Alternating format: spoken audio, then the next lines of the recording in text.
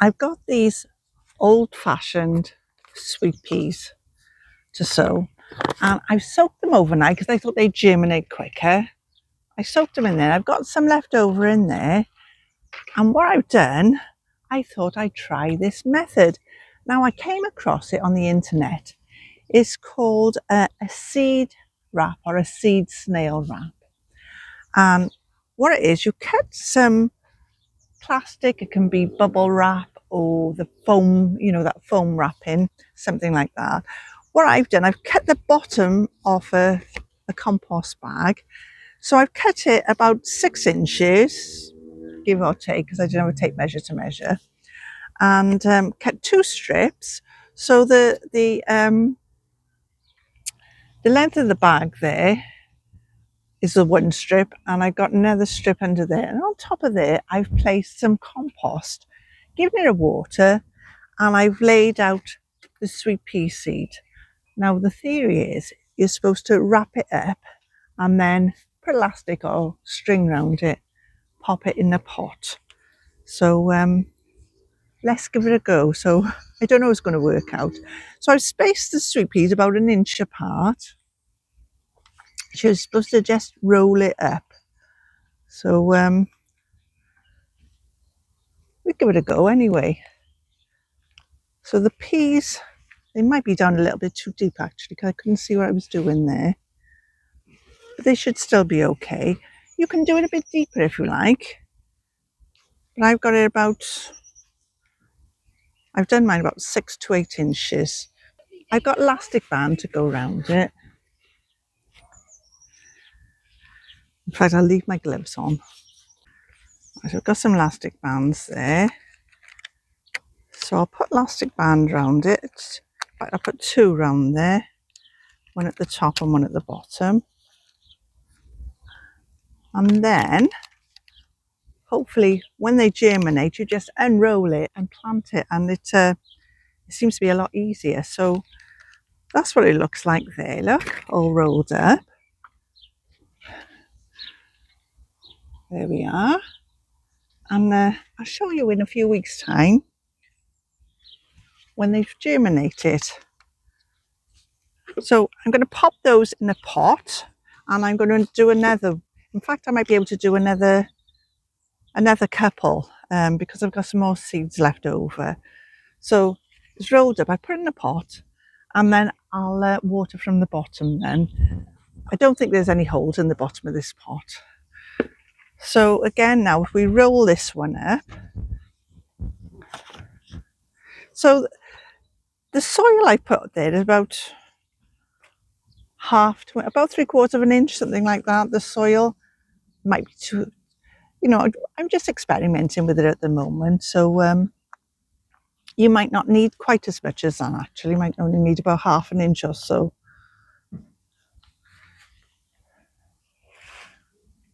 I can't wait to see how this turns out. There we are, that one seems a bit fatter. So I'll put elastic band or put a bit of string around there, and that'll hold it all together then. It's a little bit fiddly.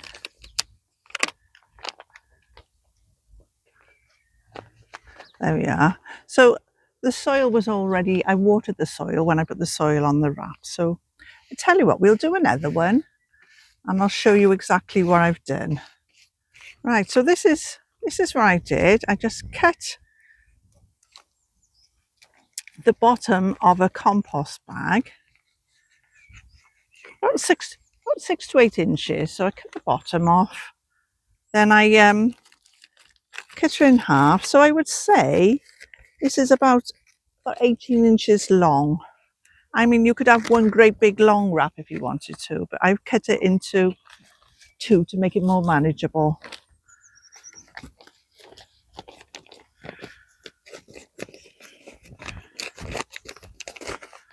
So there we are. So there's the wrap, cut from the bottom of the compost bag. Doesn't have to be a compost bag. Like I said, it can be bubble wrap or, you know, that foamy wrapping. So, right, I'll use some of this. Pop that on there. And then I'll get some more. And I'll show you. It might be better actually with the one.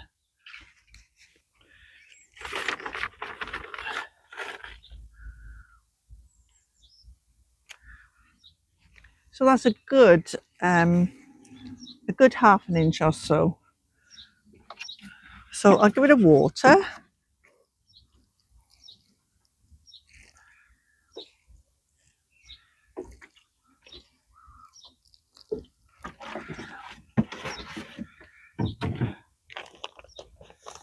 A little bit messy.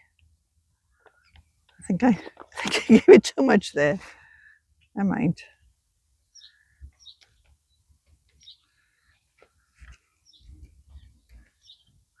Right, and then I'll get my seeds.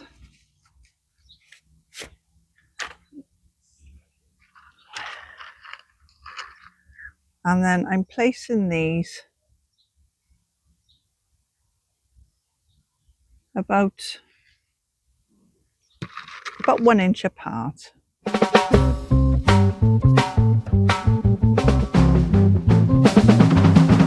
In springtime we plant the seeds, with sunshine warm the soil it feeds, colors strewn in the gentle breeze, nature waits its time to seize.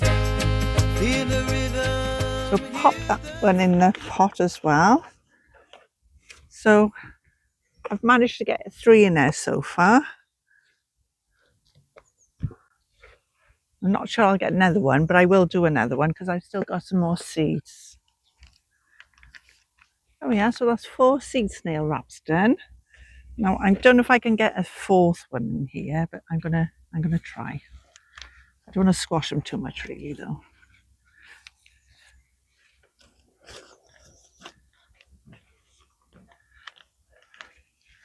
No, it's not fitting in there very well, is it?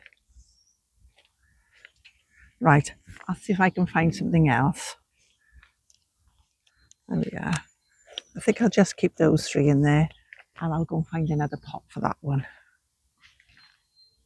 So there we are, seed snail wraps. So we'll see how they work out when they germinate. Danny gave me these lettuces and I thought, oh, I've had this container in the polytunnel for ages. Somebody was throwing it away and I thought, oh, that'll come in handy at the allotment. So I thought I'd pop the lettuces, well, as many as I can, and then if I need to take them home, I can take them home or just move them around the allotment, and they're not going to take up so much space. So, and I can move them out of the way of the slugs. Mind, I got to be fair, we've not seen so many this year, have you? Thank goodness. Last year was the year for slugs, wasn't it? Anyway, I'm not sure how many we're going to fit in there. So I'll start by doing, I think I'll just, I just pop them where they're going to go first of all. That might be the easiest. They're lovely, healthy lettuce.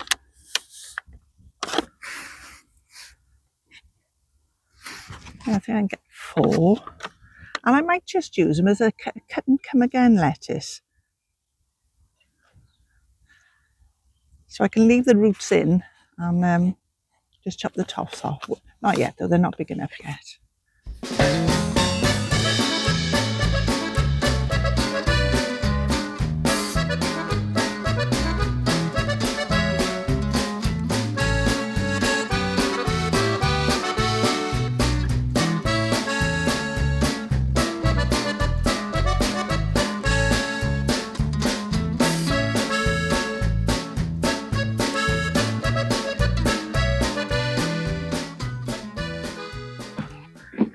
They've got a little bit of flap, but they'll soon pick up again.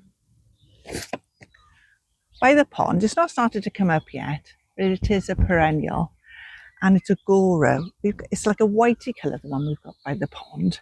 And I found this packet of seeds in a shop, and they're called Giggles Pink Shades, and they're pink ones. It's ever so pretty, dainty little pink flowers on there.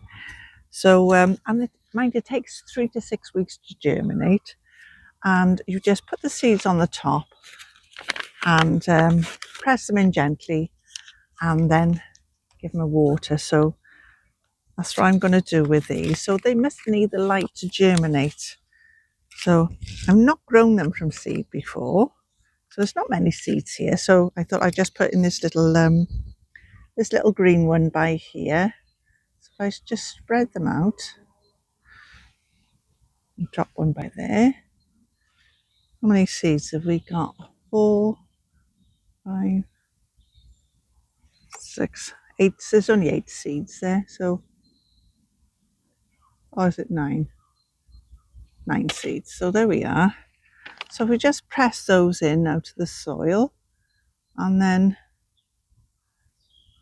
keep an eye on those. So I've got a cover for them as well. It says to keep them covered because they've got to dry out quite quick. So keep those covered with a lid and keep an eye on them and keep them well watered. So that's the Gora done. Now I've got some Cosmos seashells mix. Now these are my own save seeds from last year. I've got loads in the packet. So I'm going to spread those. These are empty mini muffin cake containers, and they're great because they act as propagators with the lid. And then obviously when the seeds start coming up, then you just take the lid off. So I'm just going to put a sprinkling on here and see how they come up. I've also got, I think I've got too many here, but never mind. I've also got a packet of seeds that I bought, so I shall be sowing those later on as well. So I think I put too many in there, but never mind. There's bits of other bits and bobs in there as well. So we'll see how that goes. So those I will be putting some more soil on the top of. Now we've also got some anti-rhinum or snapdragons, if you like, Tom Thumb mixed. So they're the smallish ones. So which ones I bought? Yeah, that's the label for those there.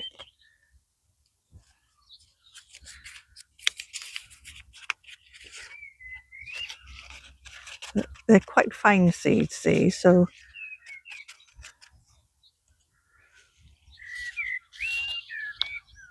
you can hardly see them. I can't really see how they're being spaced out. It looks as if I've sown these before. The pack is already open, so I don't think there's going to be many plants there. But still, we'll give it a go. So I'll put a light dusting of soil on the top of there. And what else have we got here now? We've got, let's not forget these. Now these are Kent blue peas. So they're really pretty apparently. So I'm very lucky, very fortunate having these. So thank you, Danny, for giving me these. Now these ones I haven't soaked overnight. So they're nice big seeds. So I thought these containers are quite deep. So they'll have nice deep roots on them. So I can see where I'm spacing these out. So I'm just popping them on there, staggering them a bit. And when they start to come up then I'll be able to separate them out or even plant them out because they'll probably be big enough to plant out then, being as the roots are nice and deep.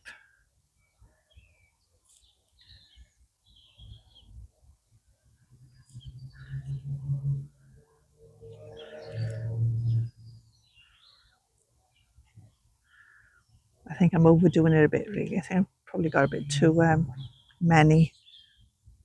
Maybe they could have done with the wrap method, but never mind. I thought we'd try it both ways.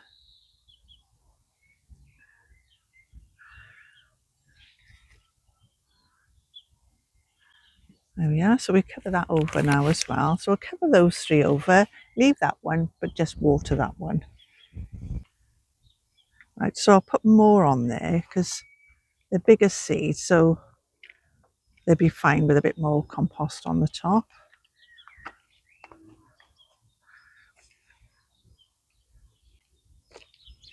It'd be great if these germinate okay, wouldn't it?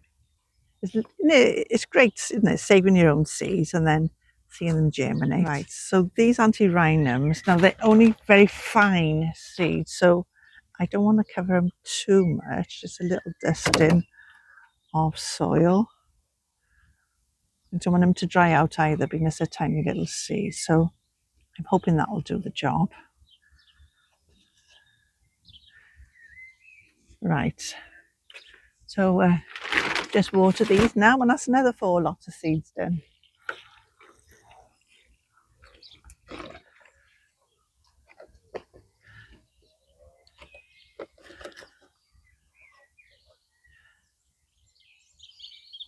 In this bed by here, I've got foxgloves, and in between I planted some elephant garlic. Now I wouldn't need this elephant garlic because, as you may be aware, foxgloves are poisonous. Foxgloves or digitalis are poisonous. So I've only planted them for the flowers because they look really pretty. Last year I just left them. They went to flower and they look so pretty. So I planted them amongst the foxgloves. So when the foxglove finishes, then the elephant garlic will take over. In this bucket, I came across it earlier on. I had some gladioli that had been dug up. I'd forgotten all about. So I thought, I know what better thing to do. There's even more gaps there. Is to plant the gladioli in amongst the foxgloves and the and the elephant garlic. They've already started to shoot some of them, so I thought I'd better hurry up and get them in. So I'm going to plant those now. In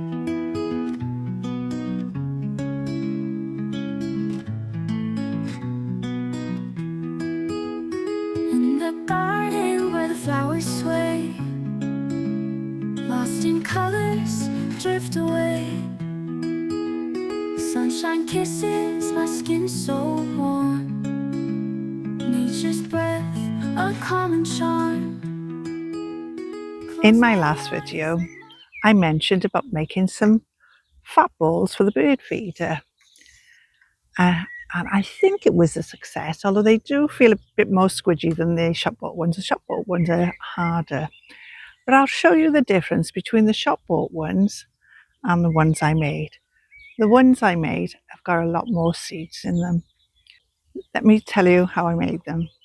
So I used 1.2 kilograms of lard, and then you need to double up then with the bird seed.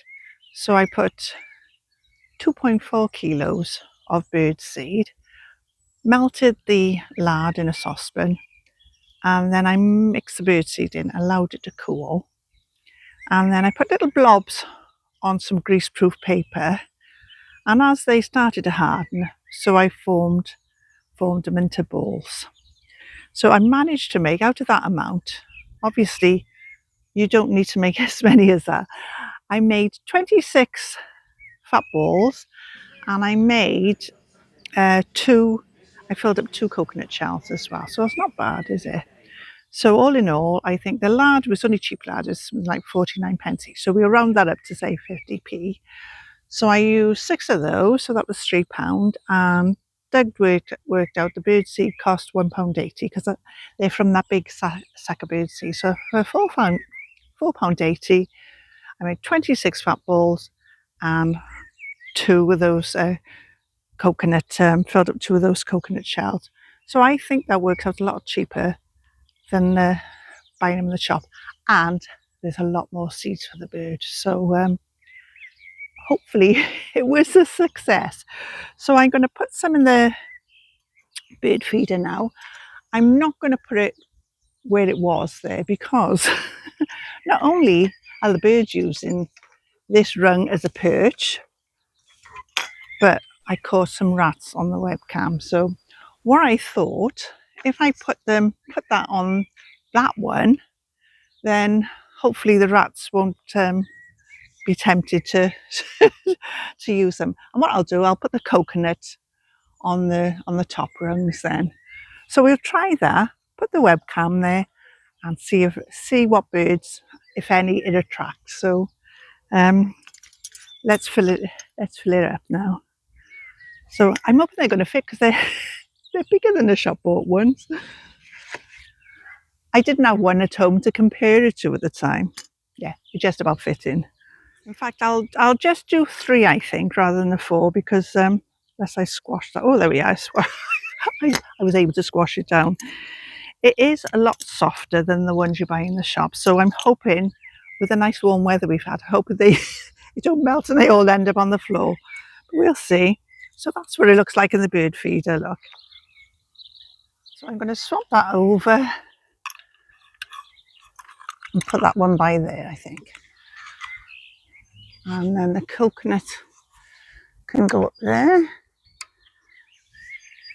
I don't think that the rats can reach it from there, really. Well, I don't know. They're very resourceful, aren't they? I've got plenty of fat balls in reserve, so hopefully they'll do the trick. I thought I'd try a little experiment, and I bought a packet of Leo dried peas. My mother used to use those years ago, and we all used to love them, but not bought them for a long, long time. And I thought, well, why don't I? Because you don't know what variety of peas they are. I did check on the packet. And I thought they'd be ideal because they were really cheap. They'd be ideal for pea shoots. So I thought I'll soak them overnight. 3 days, 3 days later, here they are, and they're just on the brink of germinating. So what I'll do, I've got a little planter. I'm going to lay them on the top of the planter. I've already watered it, put soil in and watered it. So I'll lay it on the top of the planter, put some more soil and water it. And then I'll put some glass on the top then to keep them nice and warm. And hopefully in a few days we'll have some pea shoots. I do love pea shoots, do you?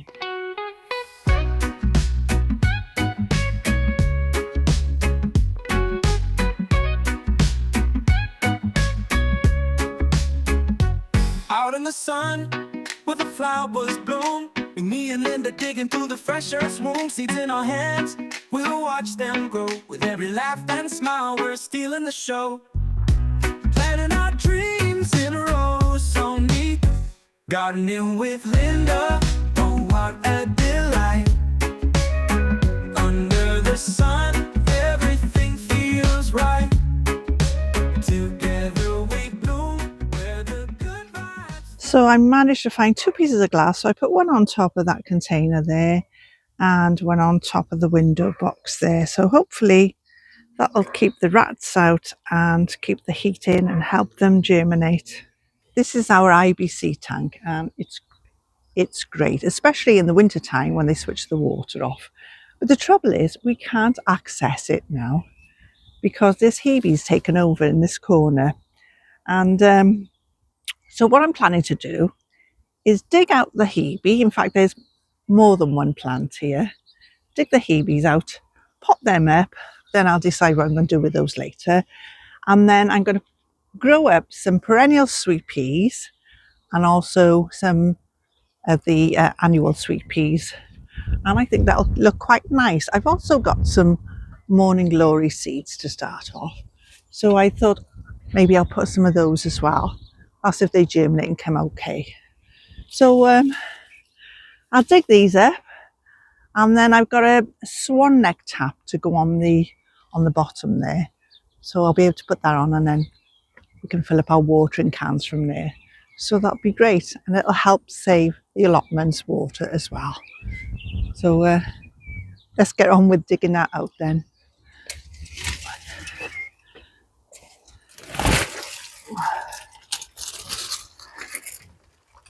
Oops, I snapped some of the root off. There's one.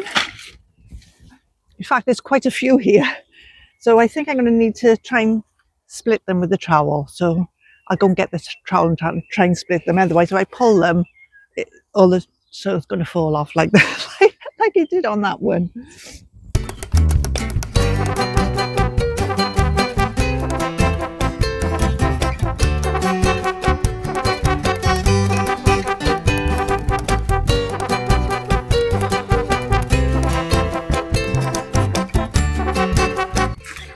I don't remember planting 7 plants, but I must have. Oh.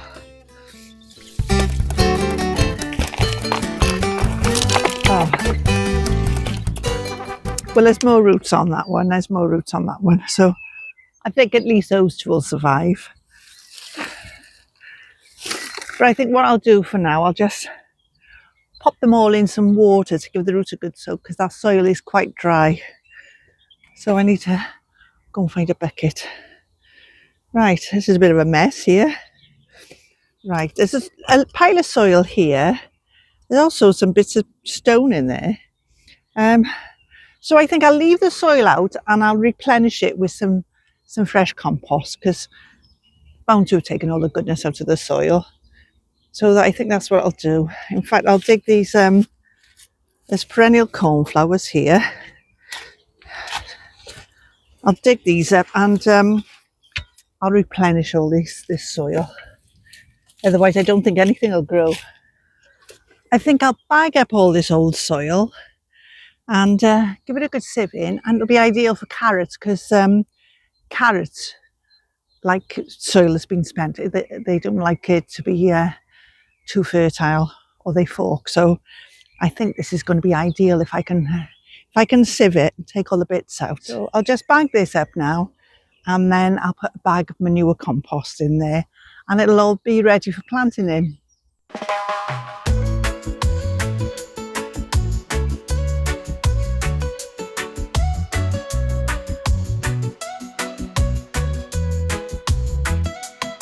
Just cruising down the path, sun shining bright. Allotments calling me, feel so right. With my spade and seeds, ready for the day. Neighbors wave hello, we're on our way.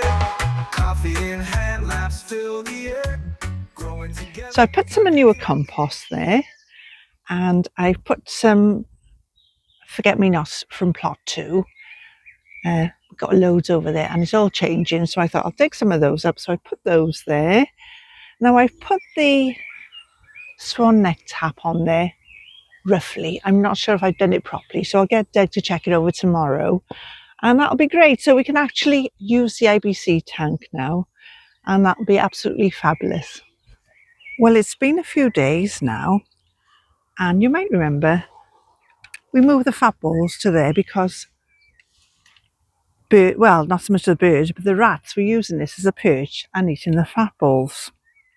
Well, anyway, I checked the trail cam a few days running, nothing. I had it pointed on the fat balls. So excited, waiting for the birds. Nothing. Nothing. Not only that, I gave some to Danny, and he didn't have any birds on it as well. I'm thinking these birds are fussy, perhaps they don't like lard. And when I Googled it, yeah, there's lard's good for them. And I made them, you know, they look, if I was a bird, I think they look far more appetizing than the other ones. But maybe the birds prefer to eat the suet without the seeds, because the shop-bought ones just look as if they're mainly suet and just a few seeds. So I don't know. And another theory, we were thinking, well, they got more of an effort to eat the fat balls than the bird seed. So anyway, we had another theory. We thought the CDs that were on the archway were reflecting and frightening the birds with all the sunshine we've had. So I took those down. I took all the bird feeders down, left the water there, took all the bird feeders down, and this was last night, and just left the fat balls up. Well, success! I'll show you the clip now. In the garden vibes where the sunshine flows, we plant our dreams, watch our love grow. Colors blooming bright in the summer light. With every seed we sow, everything feels right. So I'm so chuffed. They do like my fat balls after all. But no doubt, if I put all the other bird feeders up, they'll probably leave those. I don't know what it is with these birds. They're so fussy. Have you got any idea why they're not eating my homemade fat balls? I was so chuffed making them, and I thought, there's far more seeds in there. I thought they're going to love them. I don't know. Perhaps they just got to get used to it, maybe. I don't know. So anyway, I will be putting all the other bird feeders back up there, and if they don't want my fat balls, that's fine by me. But once all the bird seed is gone, I think I'll let the bird seed feeders go empty, and then I've got no choice but to eat that if they're hungry. Thanks for watching.